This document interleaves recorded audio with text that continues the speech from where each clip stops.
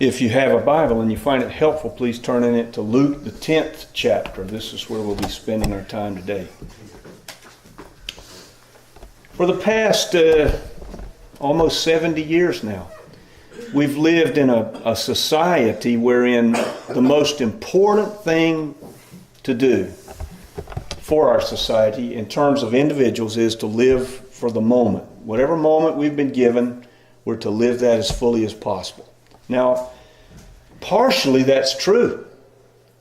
I think God would cause us to do that or want us to do that. Partially, I agree with that. However, and I don't know if you've ever thought about time in this way. Think about this. This is profound. First of all, time moves only one way. The arrow of time goes forward, and that's it. So, in that living for the moment, we're sitting here right now. The words I spoke a second ago have drifted into the past. They're gone forever. This moment is all we have, and the future we don't know anything about. Isn't that fascinating how time is like that? It's so much a snapshot moving by.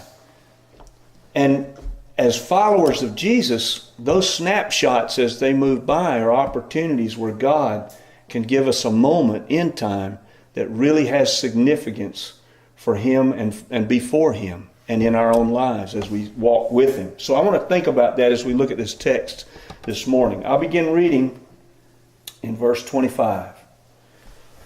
On one occasion, chapter 10, verse 25, on one occasion an expert in the law stood up to test Jesus. Said, "Teacher, what must I do to inherit eternal life?" Jesus said, "What's written in the law? How do you read it?" The lawyer answered, "Love the Lord your God with all your heart, with all your soul, with all your strength, with all your mind, and love your neighbor as yourself." "You've answered correctly," said Jesus. "Do this and you will live."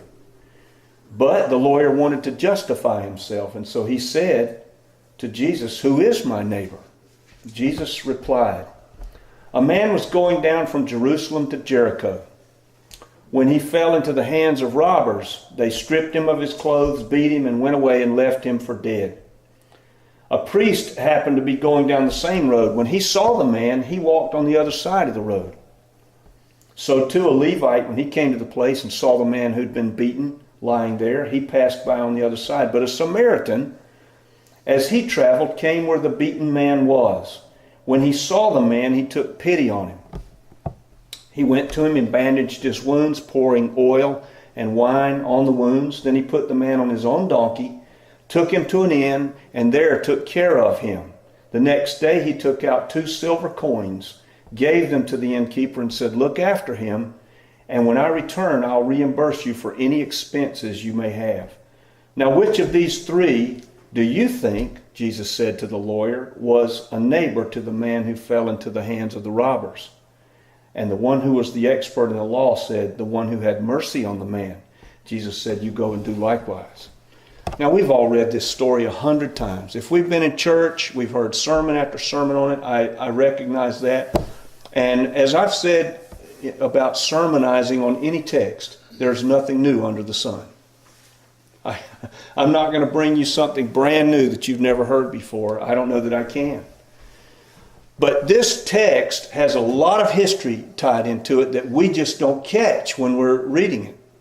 For instance, if you had been a Jew standing there listening to this interchange between this Jewish lawyer and Jesus, the first thing when Jesus said there was a man who was on the road between Jerusalem and Jericho, you would have looked down and just shook your head.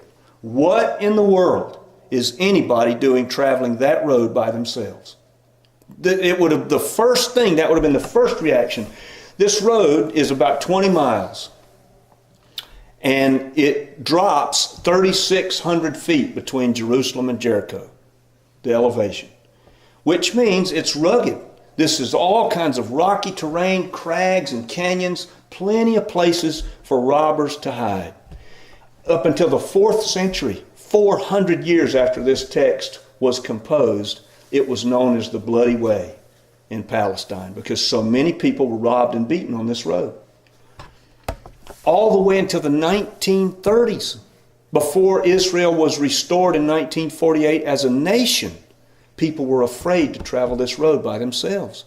That's how easily You could put a lookout up on a high hill and they could watch for the traveler who's alone coming and make a plan and take that traveler and take their money. And that's exactly what Jesus is alluding to, something here that happened all the time on this road.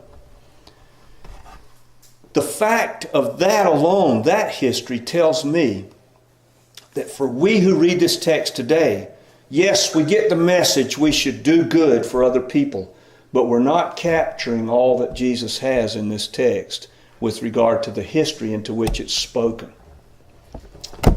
The context is critical here. If you go back just a few verses, what's just happened? The 70 have come back. They've told Jesus how excited they are, that they're able to do all these wonderful things for the Lord. They've been given all this power. And then Jesus reminds them, don't celebrate that.